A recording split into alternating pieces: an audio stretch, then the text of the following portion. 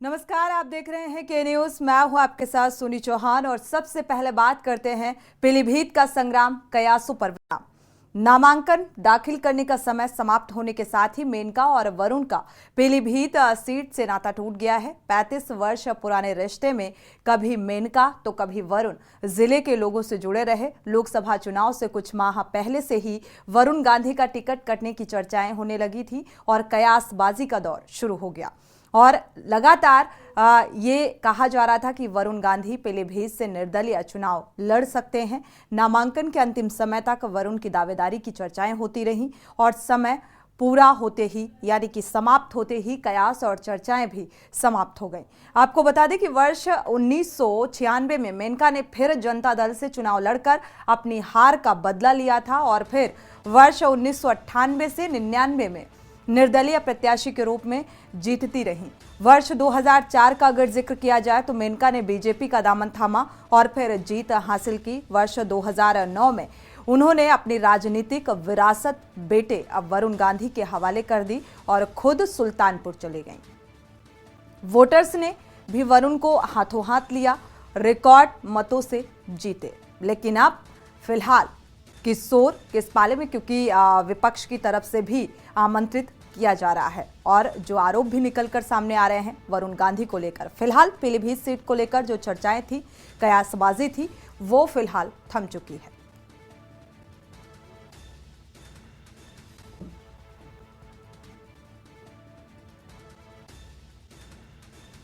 तो अब सवाल यही कि क्या वरुण गांधी कांग्रेस में शामिल होंगे, क्योंकि लगातार अधीर रंजन ने प्रेस कॉन्फ्रेंस कर एक तरीके से आमंत्रित भी किया खुले मंच से और अब इन्हीं बातों को लेकर जो है कयासबाजी का दौर भी शुरू हो चुका है। एक बार फिर से ये कहा जा रहा है कि क्या कांग्रेस में वापसी करेंगे वरुण गांधी या फिर अकेले ही चुनावी मैदान में नजर आएंगे। तो ये तमाम अहम सवाल और कयासबाजी का दौर शुरू है। तो पीलीभीत से फिलहाल लगातार जो पीलीभीत की जनता है और लगातार ये भी कहा जा रहा था कि पीलीभीत से चुनावी मैदान में यानी कि पीलीभीत से चुनावी मैदान में नजर आएंगे वरुण गांधी, लेकिन फिलहाल इन कयासों पर विराम लगता हुआ नजर आ रहा है। नामांकन का समय भी समाप्त है और अभी तक वरुण गांधी की तरफ से जो पर्चा है वो दाखिल नहीं किया गया है।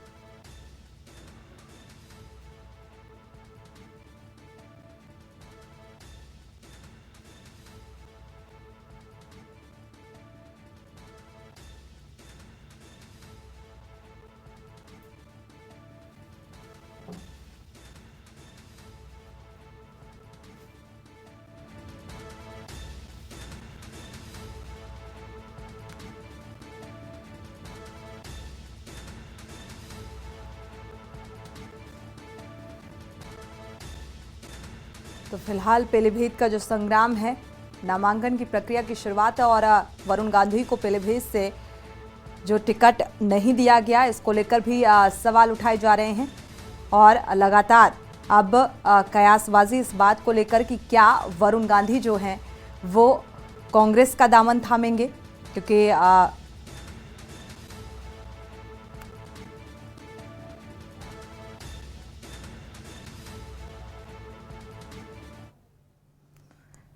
बढ़ते आगे और बात करते हैं चुनावी हुंकार विपक्षियों पर वार। लोकसभा चुनाव को लेकर यूपी में सीएम योगी आदित्यनाथ ने कमान संभाल ली है और आपको बता दें कि 5 दिनों में सीएम योगी आदित्यनाथ 15 जिलों का दौरा करेंगे। मथुरा में सीएम योगी आदित्यनाथ पहुंचे। यहां उन्होंने लोकसभा चुनाव 2024 के चुनाव प्रचार अभियान का शुभारंभ किया और सीएम ने प्रबुद्ध जनों को संबोधित करते हुए कहा कि 2014 से पहले पूर्वोत्तर में उग्रवाद था, जम्मू कश्मीर में पत्थरबाज थे और 2014 के बाद मोदी नेतृत्व में वहां शांति बहाल हुई। अब सैनिक जम्मू और कश्मीर में पत्थरबाजों द्वारा घायल नहीं किए जाते। आपको बता दें कि सीएम योगी आदित्यनाथ ने तकरीबन 26 मिनट प्रबुद्धजन सम्मेलन को संबोधित किया और इस दौरान उनके निशाने पर कांग्रेस पार्टी रही। योगी आदित्यनाथ ने कहा कि 2014 से पूर्व योजनाएं जाति और धर्म के अनुसार बनाई जाती थी, उनका लाभ भी जाति और धर्म के चेहरे के अनुसार दिया जाता था। मोदी सरकार ने नागरिकों की संतुष्टि को अपनी जीत का आधार बनाया, जात और मजहब को नहीं।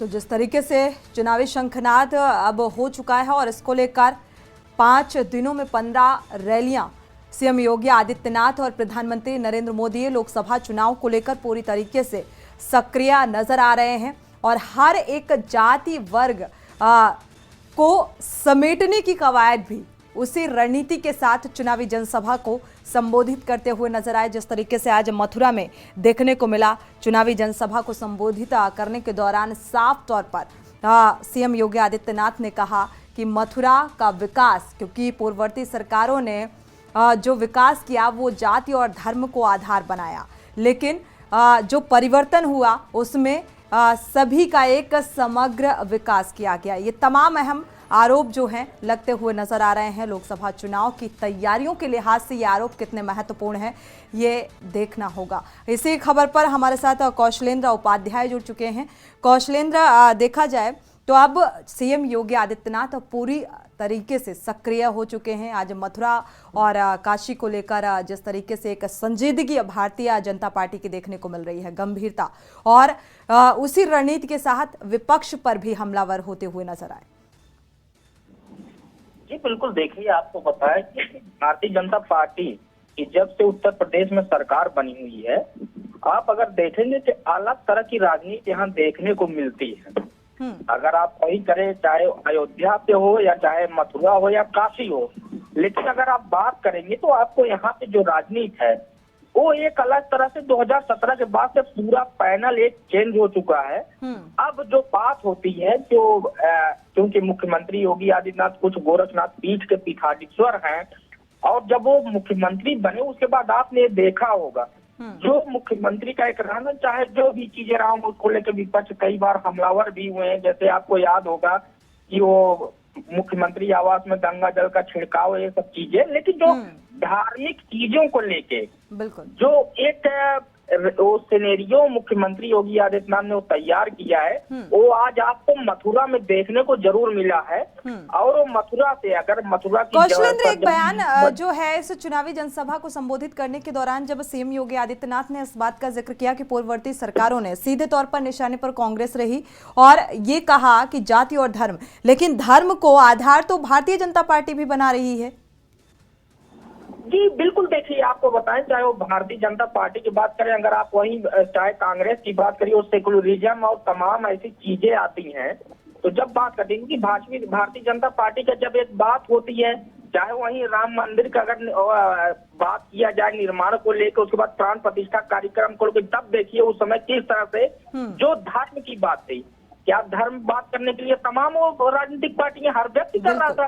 और वहीं देखिए जो पश्चिम देशों, मतलब जो पश्चिम देशों के जो राष्ट्राध्यक्ष आए हुए थे, वो खुद इस चीज को स्वीकार कर रहे थे, क्योंकि एक हमारे जो भारत में जो एक राजनीति नया कल्चर एक पैदा हुआ है, उसको लेके पश्चिम देशों। लेकिन अगर वहीं बात करें, चाहे अन्य राज्यों के जो पार्टियां, जो रीजनल पार्टियां है, वो कुछ लोग वहाँ उसके राष्ट्रीय अध्यक्ष पहुंचे थे। लेकिन जो बात हो रही थी उत्तर प्रदेश लोकसभा के 80 लोकसभा सीटों का जो एक समीकरण है, जो देखते हुए, और जो समीकरण आज मुख्यमंत्री योगी आदित्यनाथ ने जो तय किया हुआ है, तो उस चीज को देखते हुए अगर देखेंगे, मथुरा, काशी और अयोध्या का नाम भारतीय जनता पार्टी हर जगह ले रही है, और उसको पूरी तरह भुनाने की पूरी तरह कोशिश भी की जा रही है। कोशिश भी है और ठोस रणनीति भी है, ये कहा जाए। लेकिन इस ठोस रणनीति को विपक्ष कितनी टक्कर दे पाएगा? विपक्ष की क्या कुछ तैयारियां? जी बिल्कुल, देखिए अगर विपक्ष की हम बात किया तो कहीं न कहीं विपक्ष, अभी आप राम मंदिर के मुद्दे पर अगर बात करने की बात कर लीजिए, तो वहाँ हो सकता है कि वहाँ पे कोई बोलने के लिए तैयार ना हो जाए। आपने कुछ देखा होगा, हम लोग डिबेट में किसी पार्टी प्रवक्ता को अगर बुलाते भी हैं किसी ऐसे डिबेट, तो आपको खुद ही पता चल जाता है कि वो मना कर देते हैं। तो इन सब चीजों को वहाँ पे जो है एक बैक खुद का जो इनका विपक्ष का जो एक वो है, तो देखिए कि यहाँ पे भारतीय जनता पार्टी एकदम खुले तौर पे जो है वो बैटिंग करती हुई नजर आ रही है। और इस लोकसभा चुनाव का जो एक मेन मोटो है, अगर उसको देखा जाए, जो उनका नारा है इतना ओवर कॉन्फिडेंस, जो हमको अभी, क्योंकि राजनीति में अगर देखा जाए कभी हम तो एनालिसिस कर नहीं सकते एज ए जर्नलिस्ट के तौर पे, लेकिन अगर देखा जाए जो 80 मतलब 400 पार का जो नारा होता है उस तरह से खुलेआम देना किसी पार्टी के लिए, तो आपको ये लग सकता है कि अब जो राजनीति का जो समीकरण है और जो पूरा एक दायरा है वो अब बदल चुका है, तो उसको लेकर भारतीय जनता पार्टी पूरे मैदान में कूद चुकी है। बिल्कुल, इस दायरे से आने वाला लोकसभा चुनाव यानी कि 2024 का दौर कितना बदलेगा और क्या कुछ बदलाव देखने को मिलेगा, ये बेहद दिलचस्प है इस वक्त। शुक्रिया इस तमाम जानकारी को साझा करने के लिए। मथुरा में यानी कि सीएम योगी आदित्यनाथ लगातार लोकसभा चुनाव को लेकर पूरी तरीके से सक्रिय नजर आ रहे हैं और इसी सिलसिले में 5 दिनों में 15 रैलियां यानी कि चुनावी जनसभाओं को संबोधित करेंगे। और अब आगे बात करते हैं टिकट का ऐलान, सपा में घमासान। टिकट को लेकर घमासान मचा हुआ है समाजवादी पार्टी के अंदर। लोकसभा चुनाव के लिए पहले चरण का नामांकन बुधवार को खत्म हो गया और रामपुर और मुरादाबाद लोकसभा सीट पर समाजवादी पार्टी में सियासी विवाद की स्थिति पैदा हो गई है और इस सियासी विवाद में 5 किरदार अहम हैं और ये किरदार हैं सपा प्रमुख अखिलेश यादव, सपा नेता आजम खान, सपा नेता डॉक्टर एसटी हसन, रामपुर से सपा प्रत्याशी इमाम मौलाना और मोहिबुल्लाह नदवी और मुरादाबाद से सपा प्रत्याशी रुचि वेरा। आपको बता दें कि रामपुर सीट से सपा ने दिल्ली पार्लियामेंट मस्जिद के इमाम मौलाना मोहिबुल्लाह नदवी को उम्मीदवार बनाया, तो वहीं आजम के करीबी जिला पंचायत अध्यक्ष अब्दुल सलाम ने दौड़ते भागते अपना पर्चा दाखिल किया। वो तस्वीरें भी सामने आई जो आप टीवी स्क्रीन पर देख पा रहे हैं। मुरादाबाद लोकसभा सीट पर समाजवादी पार्टी ने आखिरकार उम्मीदवार फाइनल कर लिया है और इस सीट से एसटी हसन ने अपना नामांकन दाखिल कर लिया है, लेकिन उनका पर्चा निरस्त हो गया। लोकसभा सीट से आजम खान खेमे की रुचि वीरा ही उम्मीदवार होंगी।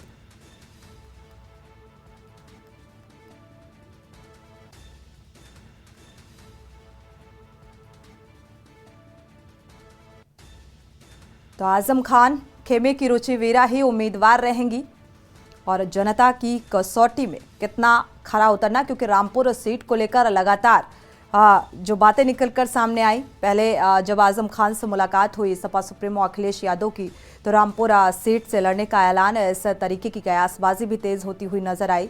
फिलहाल आज उस नामांकन की तस्वीरें भी सामने आई, जिस तरीके से दौड़ते भागते हुए नामांकन भरने के लिए एक होड़ सी यहाँ पर दिखी।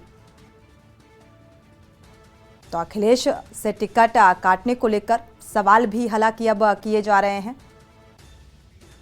संदीप मिश्रा ऐसी खबर पर जुड़े हुए हैं संवाददाता। संदीप, रामपुर सीट को लेकर जो एक दौड़ भाग की स्थितियां बनती हुई नजर आ रही हैं, ये काफी चुनौतीपूर्ण भी नजर आ रही हैं। आने वाले समय में क्या कुछ आसार? बिल्कुल, देखिए निश्चित तौर पे जिस तरीके से हमने विधानसभा चुनाव में देखा था कि किस तरीके से आजम खां की जो सीट मानी जाती थी, रामपुर जो है आजम खां का गढ़ माना जाता था, लेकिन कहीं ना कहीं भारतीय जनता पार्टी ने उसको प्रस्त किया और इसके उसी गढ़ से अगर बात करें तो फिर अब लोकसभा चुनाव की बारी आती है। तो लोकसभा चुनाव में कैसे समाजवादी पार्टी अपने गढ़ को बचा पाएगी, इसको लेकर के लगातार मंथन चलता रहा, काफी लंबे समय तक मंथन चलता रहा। हालांकि अखिलेश यादव को जेल तक जाना पड़ा कि वहां उनसे बातचीत करना पड़ा कि कैसे इस प्रत्याशी उतारे जाए और जो हम आपको जीत हासिल करके दे सके। हालांकि आजम खान ने साफ तौर पे मना कर दिया था कि हम किसी को नहीं लड़ने देंगे और यहाँ पर हम अपना उम्मीदवार नहीं बताएंगे, लेकिन इन सभी चीजों को लेकर के जो मंथन था वो लगातार चलता रहा। ऐसे में सुबह जो खबर आती है कि एसटी हसन का भी टिकट वहां से कटेगा, मुरादाबाद से वहां से कट करके उनको रामपुर भेजा जाएगा, फिर रुचि वीरा को वहां पे टिकट दिया जाएगा। तो बहुत सी जो अड़चने थी वो अब समाप्ति हो गई है और उनपे जो है विराम लग गया है। यानी कि जहां मुरादाबाद की सीट की अगर हम बात करते हैं तो वहां पर एसटी हसन को ही उन्होंने नामांकन कर दिया और ऐसे में जिस तरीके से चुनाव लड़ने की बात कर रहे थे, लगातार जो है जो प्रत्याशियों का जो दौर था वो उस पे विराम लग गया है। आज आखिरी दिन था और आज से नामांकन प्रक्रिया जो है समाप्त हो चुकी है और 30 तारीख तक अब पर्चा वापस लेने का अंतिम दिन होगा। अब देखना ये होगा कि कौन कौन प्रत्याशी अपना पर्चा जो है है वापस लेते हैं और इसको लेकर के जो संशय बना हुआ है उस पर विराम लग चुका है फिलहाल। बिल्कुल संदीप, उन तमाम अटकलों पर तो विराम लगता हुआ नजर आ रहा है, लेकिन समाजवादी पार्टी के लिए जो चुनौती है वो अब बीएसपी से भी देखा जाए कांटे की टक्कर देखने को मिल रही है। जिस तरीके से बहुजन समाजवादी पार्टी ने जो उम्मीदवार उतारे और एक पैठ देखा जाए तो अल्पसंख्यक जो वोटर्स होंगे उन पर एक पैठ बनाने की कवायद बीएसपी की नजर आ रही है, तो इसको किस तरीके से देखा जाए? बिल्कुल देखिए, निश्चित तौर पे इस बार के लोकसभा चुनाव की अगर हम बात करते हैं तो ये त्रिकोणीय सीरीज बन चुकी है। यानी कि एक तरफ जहां भारतीय जनता पार्टी है तो दूसरी तरफ अगर बात करें तो बीजेपी है और तीसरी अगर बात करें तो माफ करिएगा बसपा है और बीजेपी और समाजवादी पार्टी। क्योंकि इंडिया जो गठन दल बना हुआ है, घटक दल बन गया है, उसमें कांग्रेस भी कहीं ना कहीं सम्मिलित हो चुकी है। तो ऐसे में कांग्रेस के साथ आने से जो कांग्रेस का जो वोट बैंक होगा वो पूरी तरीके से समाजवादी पार्टी की तरफ जाएगा। लेकिन सबसे मजबूत जो पॉइंट होगा वो बसपा का होगा। जो बसपा का दलित वोट बैंक है वो किधर जाता है, ये सबसे महत्वपूर्ण होगा।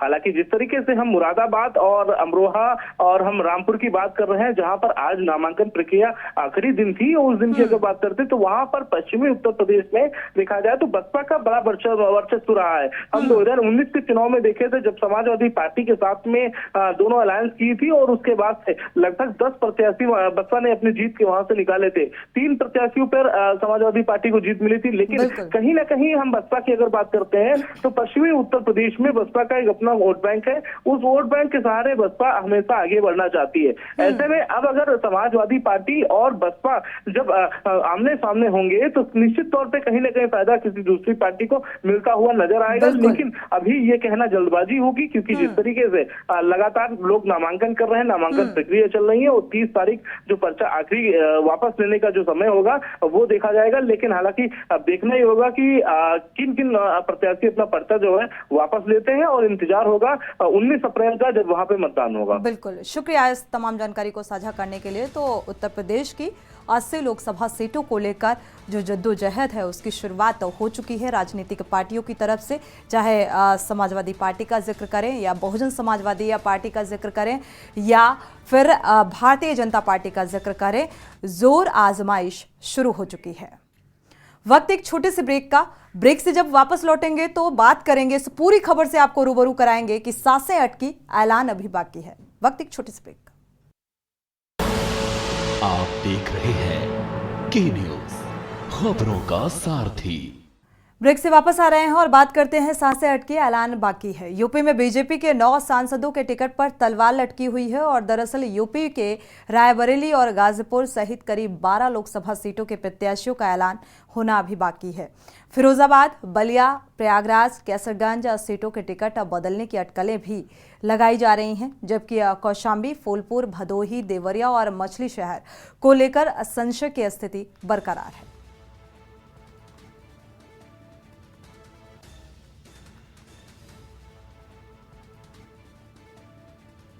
तो 12 लोकसभा सीटों को लेकर ऐलान अभी भारतीय जनता पार्टी की तरफ से होना बाकी है और यूपी में एक बड़ा फेरबदल भी देखने को मिल सकता है। इसको लेकर भी कयासबाजी फूंक फूंक कर लगातार बीजेपी की तरफ से जो आलाकमान है वो रणनीति बना रहा है और क्या कुछ आने वाले समय में बदलाव की स्थिति देखने को मिलेगी उसको लेकर लगातार, क्योंकि 9 सांसदों के टिकट पर अभी भी जो एक निर्णय है, पुख्ता निर्णय, वो निकल कर सामने नहीं आ पाया है। 12 लोकसभा सीटों पर अभी भी ऐलान होना बाकी है।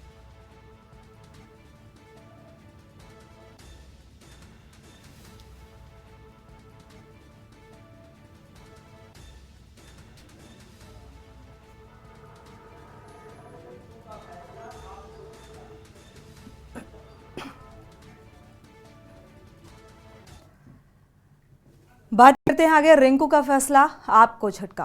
पंजाब में आम आदमी पार्टी को जबरदस्त झटका लगा है। दरअसल आम आदमी पार्टी के इकलौते सांसद सुशील कुमार रिंकू बीजेपी में शामिल हो गए हैं और रिंकू को पार्टी जालंधर से टिकट दे चुकी थी और इसके साथ ही जालंधर वेस्ट से आप विधायक शीतल अंगुराल भी बीजेपी में शामिल हुए और सुशील कुमार रिंकू आपके पंजाब के इकलौते सांसद हैं।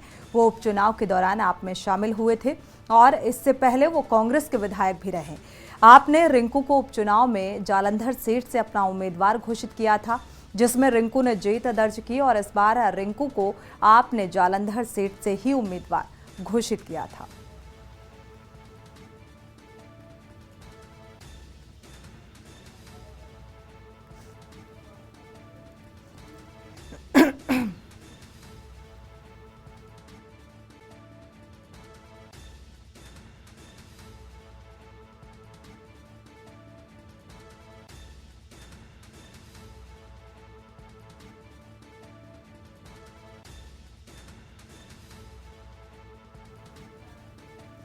विनोद गुप्ता फोन लाइन पर जुड़े हुए हैं। आम आदमी पार्टी को फिलहाल झटका लगता हुआ नजर आ रहा है। विनोद, बिल्कुल, देखिए आम आदमी पार्टी को बहुत बड़ा झटका नहीं, डबल झटका कह सकते हैं इसके अंदर, क्योंकि आम आदमी पार्टी के इकलौते जो सांसद है आज वो रिंकू, वो आज भारतीय जनता पार्टी में शामिल हो गए। उनके साथ एक आम आदमी पार्टी का विधायक भी जो है वो उन्होंने भी आम आदमी पार्टी का दामन थामा।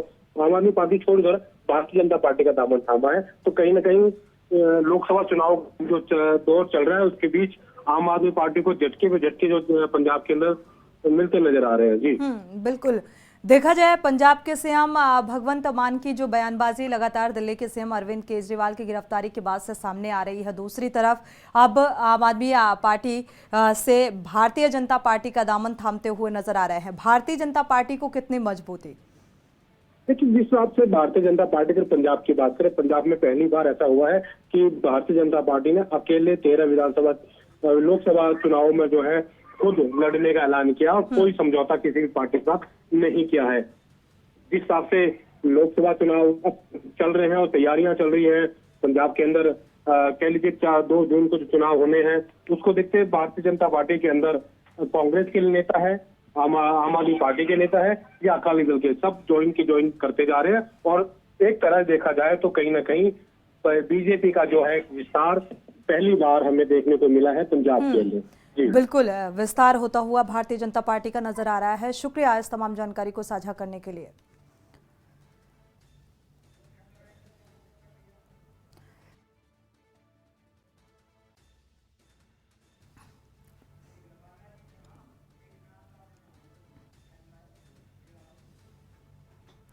बढ़ते आगे बात करते हैं बालाजी धाम एकनाथ का प्रणाम। महाराष्ट्र के सीएम एकनाथ शिंदे सपरिवार राजस्थान के दौरे पर हैं और दौसा जिले के सिद्धपीठ मेहंदीपुर बालाजी धाम पहुंचे। यहां उन्होंने बालाजी महाराज के दर्शन कर पूजा अर्चना की और साथ ही बालाजी महाराज को मेवा मिष्ठान प्रसाद का भोग लगाया। और इस दौरान सिद्धपीठ बालाजी धाम के पीठाधीश्वर महंत डॉक्टर नरेशपुरी महाराज ने सीएम एकनाथ शिंदे की अगवानी की और इस अवसर पर महंत महाराज ने सीएम को बालाजी महाराज की विशेषताओं के बारे में विस्तार से जानकारी दी। महंत महाराज ने महाराष्ट्र सीएम शिंदे को बालाजी महाराज के चोले का टीका लगाया और इसके बाद शिंदे ने महंत नरेशपुरी महाराज से शिष्टाचार मुलाकात भी की। इस दौरान महंत नरेशपुरी महाराज ने महाराष्ट्र के सीएम एकनाथ शिंदे को बालाजी मंदिर ट्रस्ट की ओर से संचालित की जा रही जन कल्याणकारी गतिविधियों के बारे में विस्तार से जानकारी दी और ट्रस्ट की ओर से संचालित निःशुल्क बालिका शिक्षा, स्वास्थ्य सुविधा, श्रद्धालुओं के लिए की गई निःशुल्क लंगर व्यवस्था की सीएम एकनाथ शिंदे ने सराहना की।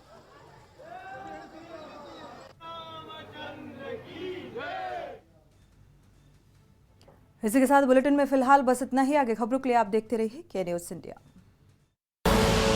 आप देख रहे हैं के न्यूज, खबरों का सारथी।